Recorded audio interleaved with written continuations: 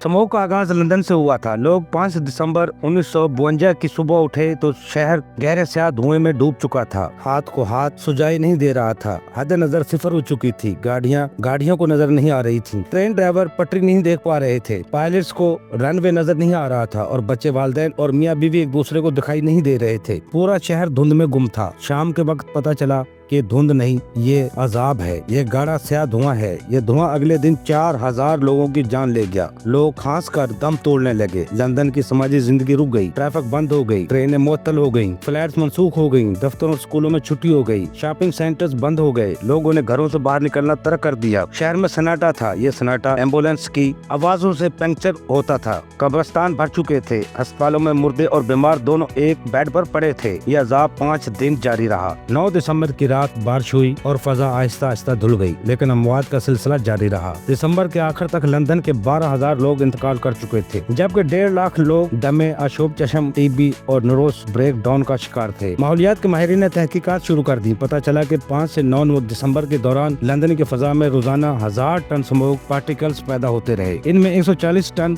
Hydrochloric acid, 14 ton fluorine compound और 370 ton sulphur dioxide शामिल होती थी। ये तमाम मादे सेहत के लिए इंतहाई मुज़र थे। माहिरीन ने सोचना शुरू कर दिया, ये तमाम पार्टिकल्स आए कहां से थे। पता चला ये 750 साल की गलतियों का धुआं है। ये सिलसिला 1200 में शुरू हुआ था। 750 बरसों में लंदन की आबादी में 10 गुना इजाफा हो गया। जंगल कट गए, नदियां और झीलें खत्म हो गयी, गाँव देहात शहर में आ गए, खेत खलियानों की जगह हाउसिंग सोसाइटीज बन गयी, सनती इनकलाब आया, शहर में हजारों फैक्ट्रियां लग गयी, बिजली इजाद हुई, कोयले से चलने वाले पावर प्लांट लग गए, ट्रेन सर्विस शुरू हुई, ट्राम आई, गाड़ियां आई, तामीरात शुरू हुई। दूसरी जंग अजीम ने भी धुआं उड़ाया और आखिर में लोग भी आलूदगी फैलाने लगे। चनाचे लंदन की फजा आलूदा होती चली गई। हवा में ऑक्सीजन कम हो गई। ये सिलसिला चलते चलते 1952 तक पहुंच गया। सर्दी शुरू हुई। लोगों ने अपनी अंगीठियों में कोयला जलाया। लाखों टन धुआं पैदा हुआ। ये धुआं 750 साल की आलूदगियों में मिक्सअप हुआ। दिसंबर की धुंध में मिला और गहरी दुबेज और स्याह गैस में तब्दील हो गया और यह गैस 5 दिन शहर के अंदर घूमती फिरती रही। माहिरीन ने इस धुंध को स्मोग और फाग 2 लफ्ज मिलाकर स्मोग का नाम दे दिया और लंदन के इस सानहे के ग्रेट स्मोक